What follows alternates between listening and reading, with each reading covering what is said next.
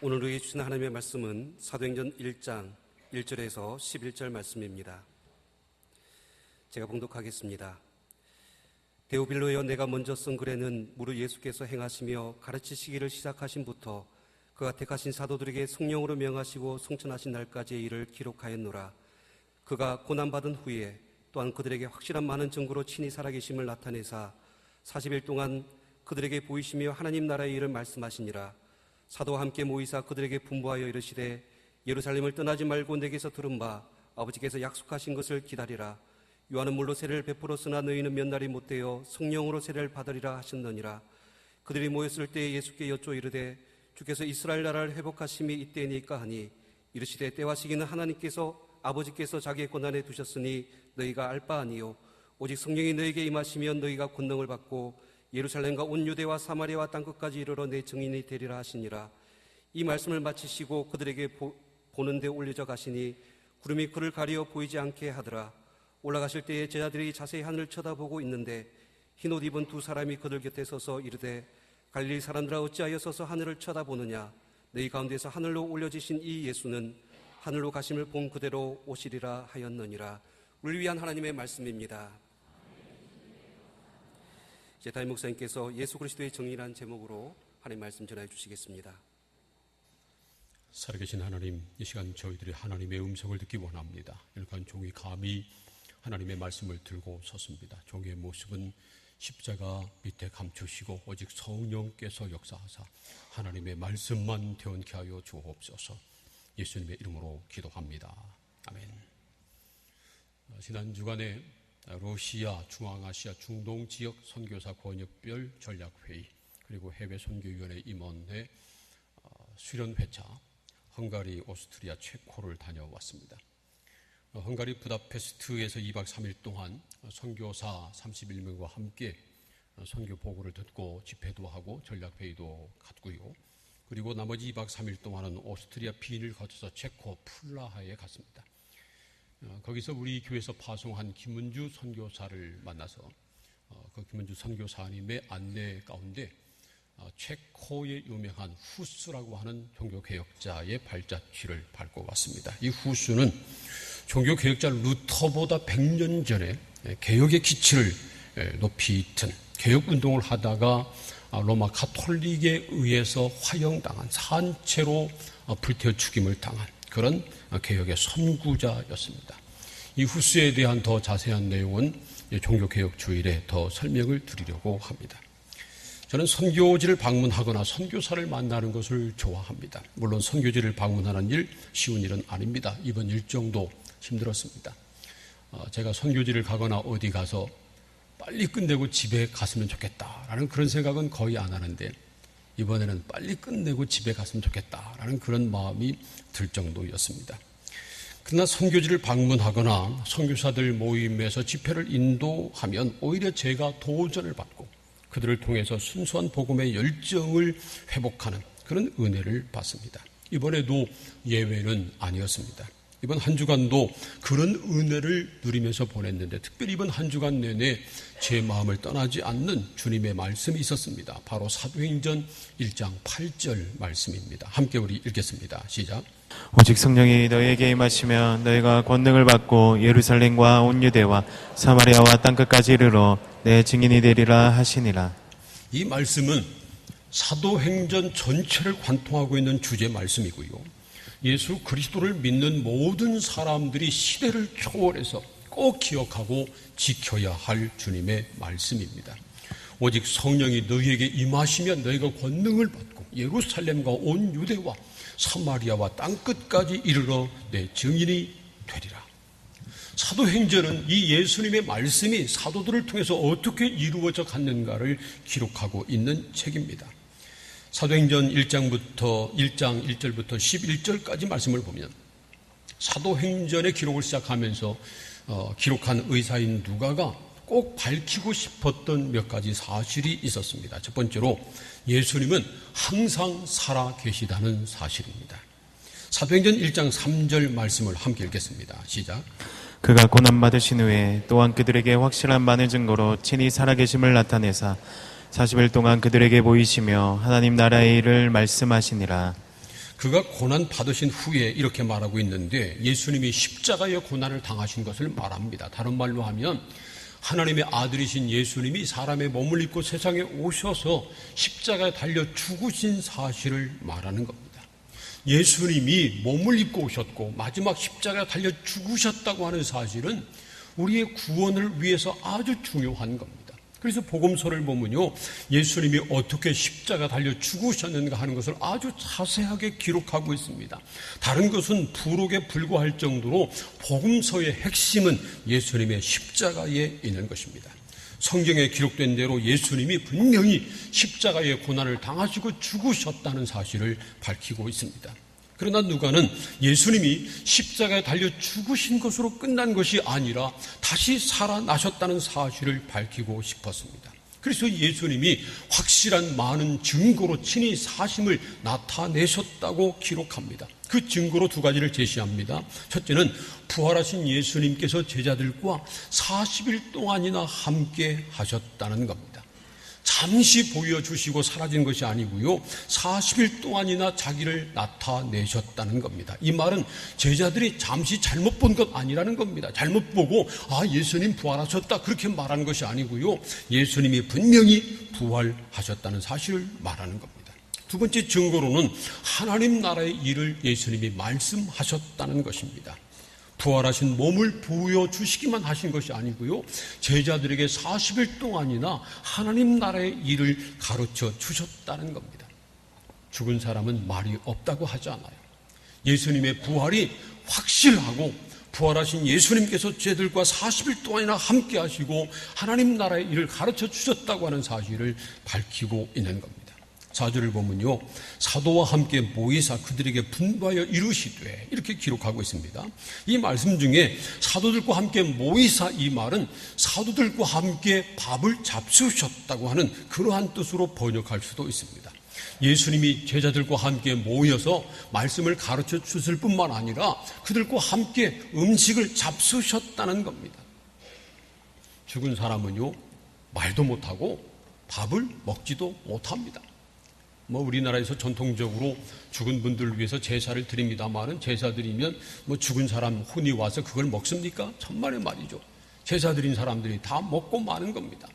죽은 사람은 말도 못하고 먹지도 못합니다. 그런데 예수님께서는 확실하게 다시 사셨기 때문에 제자들에게 하나님 나라의 일을 말씀하셨을 뿐만 아니라 함께 음식을 잡수셨다는 겁니다.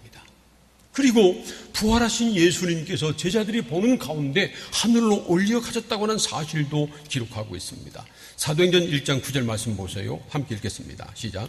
이 말씀을 마치시고 그들이 보는데 올려져 가시니 구름이 그를 가리어 보이지 않게 하더라. 부활하신 예수님이 제자들이 보는 가운데 하늘로 올려가셨다는 겁니다. 예수님이 보이지 않으니까 제자들이 예수님이 승천하셨다고 꾸며낸 것이 아니고요, 제자들이 보는 가운데 하늘로 올려가셨다는 겁니다. 뿐만 아니라 그대로 다시 오실 것을 약속하고 있습니다. 10절 말씀을 또 함께 읽겠습니다. 사도행전 1장 10절과 11절입니다. 시작. 올라가실 때에 제자들이 자세히 하늘을 쳐다보고 있는데 흰옷 입은 두 사람이 그들 곁에 서서 이르되 갈릴리 사람들아 어찌하여 서서 하늘을 쳐다보느냐. 너희 가운데서 하늘로 올려주신 이 예수는 하늘로 가심을 본 그대로 오시리라 하였느니라. 예수님께서 십자가에 달려 죽으시자 제자들은 절망했습니다. 그리고 부활하신 예수님을 다시 보았을 때 그들은 기쁨에 넘쳤습니다. 그렇게 40일 동안 함께하며 하나님 말씀을 가르쳐 주셨는데 제자들이 보는 가운데 그대로 하늘로 올려가시는 겁니다. 그것을 보는 순간 제자들이 당황했을 겁니다. 이게 무슨 일인가? 그때 천사가 나타나서 제자들에게 말합니다. 갈릴리 사람들아 왜 서서 하늘을 쳐다보느냐. 너희들이 본 가운데 하늘로 올려가신 예수는 너희들이 본 그대로 다시 오실 것이다. 이렇게 약속하셨습니다. 예수님이 그대로 다시 오실 것이라고 하는 말씀은 예수님이 하늘로 올려가심으로 끝난 것이 아니라 예수님이 지금도 살아 계시다고 하는 그러한 말씀입니다. 사랑하는 성도 여러분, 우리 예수님은 지금도 살아 계십니다. 십자가의 고난 당하셨지만 부활 승천하셨고 심판주로 다시 오실 것입니다. 지금은 하나님 우편에서 우리를 위해서 중보하고 계시고요, 우리의 처소를 예비하고 계십니다. 그리고 성령으로 우리 가운데 오셔서 영원히 우리와 함께하고 계십니다. 사도행전은 예수님이 살아 계시다고 하는 것을 보여주는 책입니다.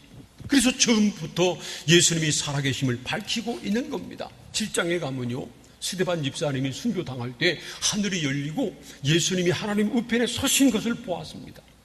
9장에 가면요, 그 사도 바울이 다메섹으로 가다가 부활하신 주님을 빛 가운데서 만나게 되는 역사를 경험합니다. 예수님이 살아계심을 보여주고 있는 겁니다. 사랑하는 성도 여러분, 예수님께서 지금도 살아 역사하시는 것을 믿으시기를 축복합니다. 두 번째로, 예수님은 믿는 자들이 성령 받기를 원하신다는 것입니다.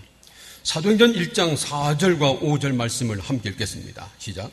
사도와 함께 모이사 그들에게 분부하여 이르시되 예루살렘을 떠나지 말고 내게서 들은 바 아버지께서 약속하신 것을 기다리라. 요한은 물로 세례를 베풀었으나 너희는 몇 날이 못되어 성령으로 세례를 받으리라 하셨느니라. 부활하신 예수님께서 사도들에게 마지막 분부하신 것은 예루살렘을 떠나지 말고 내게 들은 바 아버지의 약속하신 것을 기다려라, 성령을 기다리라는 겁니다. 그리고 예수님은 이미 제자들에게 하나님께서 성령 보내주실 것을 이미 말씀하셨다고 하는 사실을 다시 상기시키고 있는 겁니다. 예수님은 여러 번 제자들에게 성령을 약속하셨습니다. 요한복음 14장 16절과 17절 말씀에서도 약속하셨는데 함께 읽겠습니다. 시작. 내가 아버지께 구하겠으니 그가 또 다른 보혜사를 너희에게 주사 영원토록 너희와 함께 있게 하리니 그는 진리의 영이라. 세상은 능히 그를 받지 못하나니 이는 그를 보지도 못하고 알지도 못함이라. 그러나 너희는 그를 아나니 그는 너희와 함께 거하시며 또 너희 속에 계시겠습니다.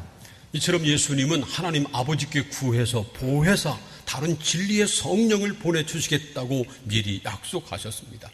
그래서 예수님은 하늘로 올려 가실 거지만 약속의 성령을 보내주셔서 제자들과 영원히 함께 하시겠다는 말씀입니다. 그리고 이 약속의 말씀대로요, 사도행전 2장에 가서 보면 마가의 다락방에서 성령을 사모하며 저녁 기도에 힘쓰던 120문도들에게 갑자기 강한 바람소리와 함께 불의 혀 모양의 성령이 충만히 임했습니다.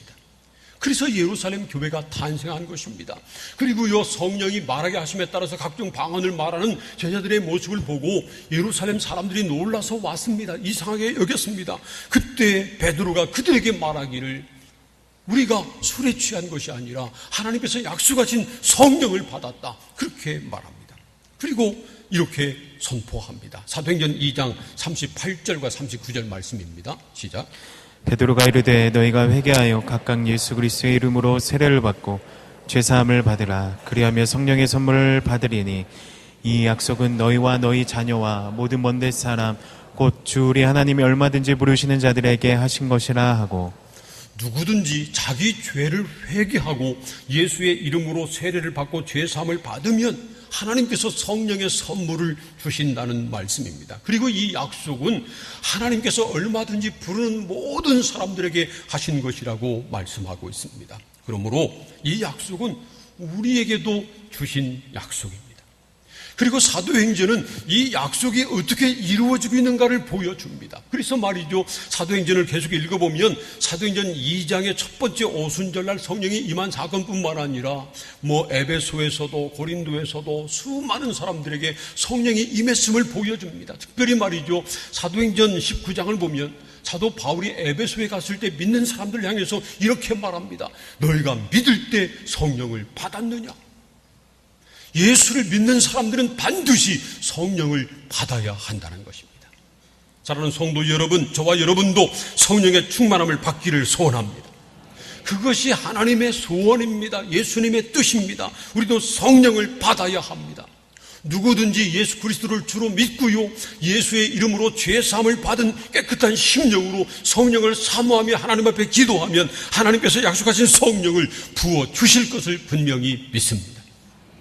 여러분 한번 생각해 보세요.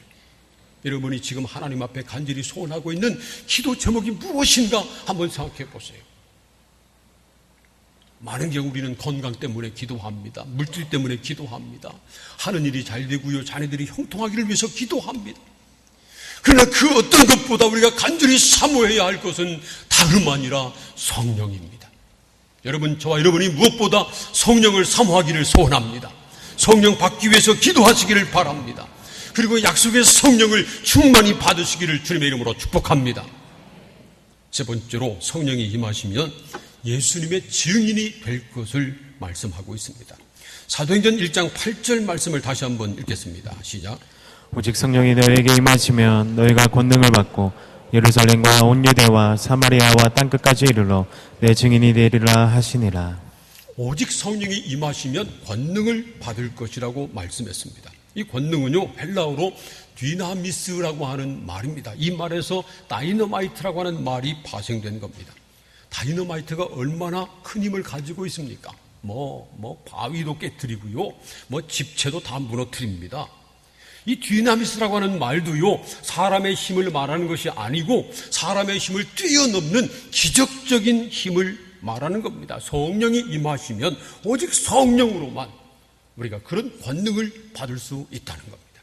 그런데 이 권능은 두 가지를 뜻하고 있습니다. 하나는 복음의 비밀을 깨달아 아는 것이고요, 두 번째로는 복음의 비밀을 담대하게 전하는 것입니다. 여러분, 성령에 의하지 않으면 누구도 복음의 비밀을 깨달아 알 수 없습니다. 예수 그리스도를 믿을 수 없는 겁니다. 성령의 역사로만 가능합니다. 뿐만 아니라 성령께서 지혜를 주시고 능력을 주셔야 어떤 상황에서도 담대하게 예수 그리스도를 전할 수 있는 것입니다. 성령의 권능으로만 가능합니다. 이 사실을 보여주는 성경 구절이 있는데 바로 사도행전 4장 13절입니다. 함께 읽겠습니다. 시작. 그들이 베드로와 요한이 담대하게 말함을 보고 그들을 본래 학문 없는 범인으로 알았다가 이상히 여기며 또 전에 예수와 함께 있던 줄도 알고. 이때 베드로와 요한은 공회 앞에서도 담대하게 예수를 전하고 있었습니다. 너희들이 십자가에 못 박은 예수를 하나님이 다시 살리셨다. 그래서 우리의 주와 그리스도가 되게 하셨다. 이 예수 이름 외에 천하의 다른 이름으로는 구원받을 수 없다. 오직 예수의 이름으로만 구원을 받는다는 사실을 선포했습니다. 그러자 그 사람들이 깜짝 놀랐습니다. 베드로와 요한이 학문 없는 범인으로 알았다가, 사실 말이죠, 베드로 요한은 공부한 것이 없는 어부 출신이었습니다. 더구나 얼마 전까지만 해도 그들은 예수가 십자가에 달릴 때 말이죠, 죽음이 두려워서 무서워하고 저주까지 했던, 도망갔던 그런 사람들입니다. 그런데 갑자기 담대하게 그리고 조리 있게 예수가 그리스도임을 전하는 모습을 보고 깜짝 놀란 겁니다. 어떻게 그런 일이 일어날 수 있었을까요? 갑자기 베드로가 유식해졌습니까? 아닙니다. 성령의 능력을 받은 겁니다. 복음의 비밀을 밝히 깨달아 아는 지혜를 얻게 됐고요, 그 복음의 비밀을 담대하게 전할 수 있는 능력, 용기가 생긴 것입니다. 성령의 권능을 받은 겁니다. 그래서 예수님이 승천하시기 직전에 제자들에게 이렇게 말씀한 겁니다. 오직 성령이 너에게 임하셔야만 너희가 권능을 받고 예루살렘과 온 유대와 사마리아와 땅끝까지 이르러서 내 증인이 될 것이다 말씀한 겁니다. 여기서 증인이라고 하는 말은 헬라어로 말투스라고 하는 말입니다. 이 말투스라고 하는 말은 어떤 사실을 보고 증언하는 증인을 뜻할 뿐만 아니라 순교자라는 뜻도 있습니다. 자기가 본 사실을 증언하기 위해서 목숨을 거는 사람을 의미하는 겁니다. 그러므로 예수의 증인이 된다고 하는 말은요, 예수가 그리스도이심을 증언하기 위해서 목숨까지도 버리는 것을 의미하는 말입니다. 사실 사도들이 그랬습니다. 사도들은 목숨을 걸고 예수가 그리스도이심을 선포했습니다. 그래서 그들은 대부분 순교당했습니다. 하지만 그 복음이 땅끝까지 전해진 겁니다. 그리고 지금도요, 성령의 권능을 받은 사람들이 목숨을 걸고 복음을 전하고 있습니다. 특별히 선교사들이 그렇습니다. 우리말에 집 떠나면 고생이라고 하잖아요. 선교사들은 집 떠나 고향을 떠나서 낯선 타국에서 복음의 불모지에서 목숨을 걸고 복음을 전합니다. 그들의 고생은 말로 다 할 수 없습니다. 이번에 만난 카자흐스탄에서 선교하고 있는 한 선교사는 거기서 선교하다가 추방당했습니다. 카자흐스탄은 이슬람 국가입니다. 그래서 말이죠, 거기서 외국 사람이 복음을 전하면 불법이고 들키면 추방당하는 겁니다. 그래서 이 선교사는 추방당했습니다. 보통 그 나라에서 추방당하면 5년 안에는 다시 비자를 발급받을 수 없답니다. 그런데 이 선교사가 보고하기를 마침 얼마 전에 3년 반이 지났는데 다시 비자를 발급받아서 내가 카자흐스탄에 들어갈 수 있게 됐다고 아주 기쁘게 보고하더라고요. 아니, 고생하러 들어가는데 뭐 기쁠 거 뭐 있습니까? 그런데 그렇게 기쁘게 내가 다시 카자흐스탄 들어갈 수 있다고 보고하더라고요. 우리 교회에서 파송한 안성민이라고 하는 이집트 선교사는요, 이제 아이가 초등학교에 들어갈 나이가 돼서 초등학교 보내야 되는데 이집트 현지 학교에 보내기로 결정을 하고 그 현지 학교에 보냈답니다. 근데 이 딸아이인데 이 아이가 학교 가기를 싫어하는 겁니다. 그래서 매일 학교 보내려면 한 2-5시간 씨름한답니다. 어떨 때는 달래기도 하고 어떨 때는 윽박지르기도 하고, 그래서 학교로 억지로 들여보낸 다음에 학교 앞에서 떠날 수 없었답니다. 참 그런 갖가지 고생을 합니다. 어떤 선교사는요, 자녀를 선교지에서 잃은 다음에도 그 땅에 가서 다시 복음을 전합니다. 어떤 선교사는 남편을 잃고 아내를 잃었지만 다시 또 그 땅에 가서 복음을 전합니다. 그들이 왜 그렇게 복음을 위해서 어떤 고난도 두려워하지 않고 담대하게 예수를 전할까요? 그들이 살아계신 주 예수님을 만났기 때문입니다. 예수가 그리스도심을 믿고 살아계신 예수님을 삶의 현장에서 날마다 만나기 때문입니다. 뿐만 아니라 성령의 권능을 받았기 때문입니다. 사람의 지혜로, 사람의 힘으로, 사람의 용기로 할 수 없는 겁니다. 성령의 권능을 받았기 때문에 성령께서 말하게 하심에 따라 복음을 전하고 성령이 주시는 용기와 담대함을 가지고 목숨을 걸고 복음을 전하는 겁니다. 사랑하는 성도 여러분, 우리 예수님은 지금도 살아 계십니다. 우리 죄를 대신 지시고 십자가에 달려 죽으신 예수님은 다시 살아나셨습니다. 그리고 하늘로 올려가신 예수님은 언젠가 심판주로 다시 오실 것입니다.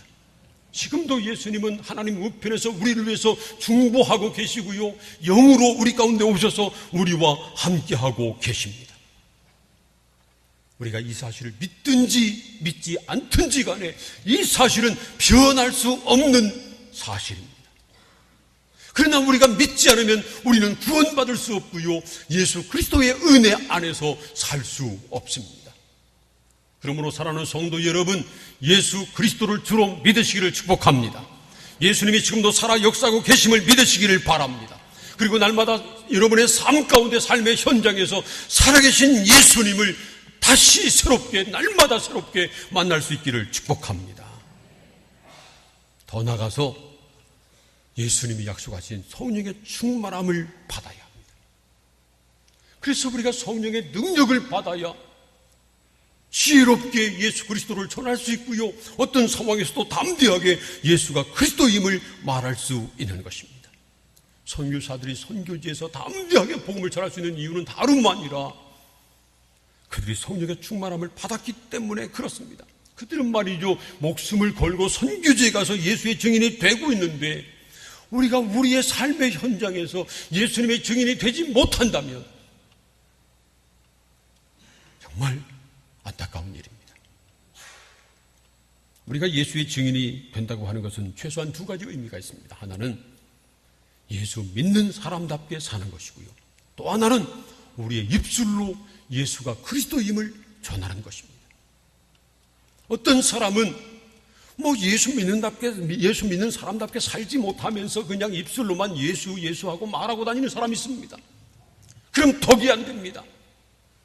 또 어떤 사람은 정말 다른 사람에게 해를 끼치지 않아요. 착하고 진실하게 살아요. 예수 믿는 사람답게 삽니다. 그러나 예수의 이름을 말하지 않아요. 그래서 다른 사람이 그 사람이 예수 믿는다고 하는 소식을 들으면 놀래요. 저 사람도 예수 믿었어. 그런 사람도 있습니다. 이거 둘 다 잘못된 겁니다. 여러분, 저와 여러분이 예수 믿는 사람답게 살기를 소원합니다. 뿐만 아니라 담대하게 예수가 그리스도임을, 내가 예수 그리스도를 믿는 사람이고 예수 믿어야 구원받음을 담대하게 선포하시기를 축복합니다. 예수님은 지금도 살아 계십니다. 우리가 성령 받는 것, 하나님의 소원입니다. 우리가 성령 받아야 능력을 받습니다. 예수 그리스도를 밝게 할 수 있고요. 어떤 상황에서도 예수 그리스도를 담대하게 전할 수 있는 것입니다. 사랑하는 성도 여러분, 저와 여러분이 성령의 충만함을 받아서 성령의 능력으로 언제 어디서나 예수의 증인으로 살아가시기를 주님의 이름으로 축원합니다. 기도하겠습니다. 오늘 우리에게 주신 말씀을 생각하면서 함께 통성으로 기도합니다. 하나님, 우리가 살아계신 예수님을 날마다 만나기를 원합니다. 그리고 성령의 능력으로 예수의 증인이 되기를 원합니다. 언제 어디서나 담대하게 예수가 그리스도임을 전하는 증인으로 살아가게 하여 주옵소서. 다 함께 통성으로 기도하겠습니다. 하여 주시옵소서. 예수의 증인으로 우리가 살아가기를 원합니다. 하나님, 우리를 위해서 십자가에서 죽으시고 다시 부활하시고 하나님 나라로 올라가시고 또 승천하셔서 영광 가운데 다시 오실 그 예수님을 우리가 날마다 증거하기를 원합니다. 우리가 만나고 또 우리와 함께 하시고 우리 가운데 역사하시는 그 예수 그리스도를 날마다 우리의 입술을 통하여서 증거할 수 있도록 인도하여 주시옵소서. 그러기 위해서 성령의 충만하심을 받기를 원합니다. 주님께서 우리에게 약속하신 그 성령님을 간절히 사모하는 심령들마다 하나님, 이 시간에 우리 가운데 성령님을 부어 주시옵소서. 성령님을 통하여서 권능을 받아서 지혜롭고 담대하게 언제나 어디서든지 예수 그리스도의 증인으로 살아갈 수 있도록 인도하여 주옵시고, 주의 복음이 예루살렘과 온 유대와 사마리아와 땅끝까지 전거되어졌듯이 천함과 산 지역을 넘어서 이 나라와 이 민족과 이 열방을 넘어서 선포되어질 수 있도록 인도하여 주시옵소서.